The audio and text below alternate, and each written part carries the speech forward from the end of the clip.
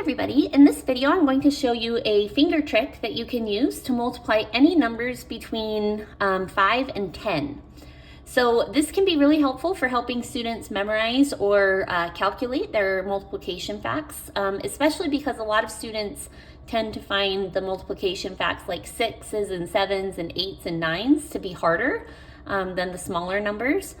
This can be a really helpful trick or strategy. And this is also what you guys will be proving in your conjectures, because you'll be showing algebraically why this trick always works.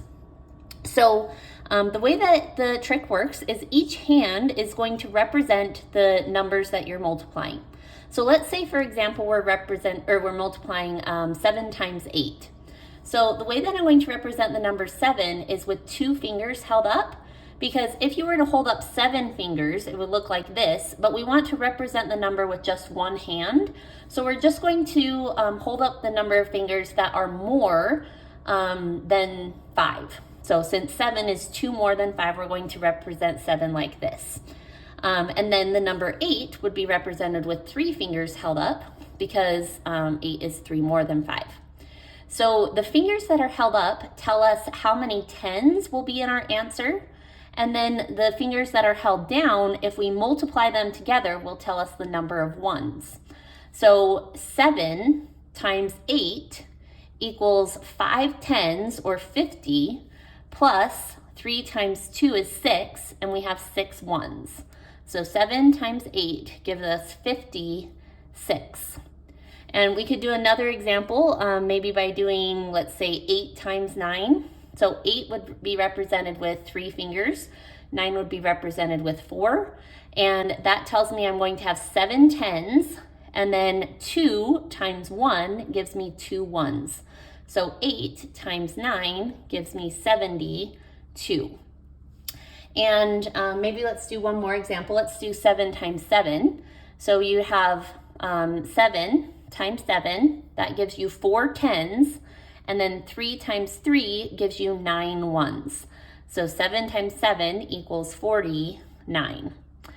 And you can use this to do 5s and 10s as well. Sometimes it's not always the most useful because there's other memorization tricks that are faster. But let's say you were going to do 6 times 10. You would have 1 finger held up to represent 6, 5 fingers held up to represent 10. And that tells you you're going to have 6 10s, and 0 times 4 is 0 1s. So 6 times 10 equals 6 10s, 0 1s, and that's 60.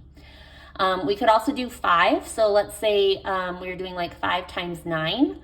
So 5 would be represented with no fingers held up. 9 would be represented with 4 fingers held up, which tells us we're going to have 4 10s.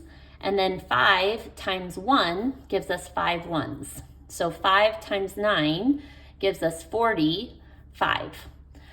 And there are a couple problems where it's, I guess, like a little bit more complex. Like, for example, if you were to do 6 times 6, this tells us that we're going to have 2 10s and 16 1s when you do 4 times 4, which is true, because if you had 2 10s and 16 1s, that does equal 36, but you do have to regroup 10 of the 1s to become a 10 to write it in the correct place value.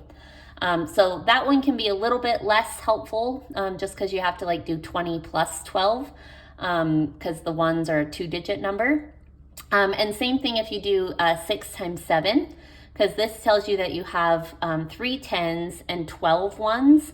And if you do 30 plus 12, that does equal 42. But there is kind of that extra step there. So the ones that it's most helpful with are the really big numbers. But that's the way that the multiplication trick works.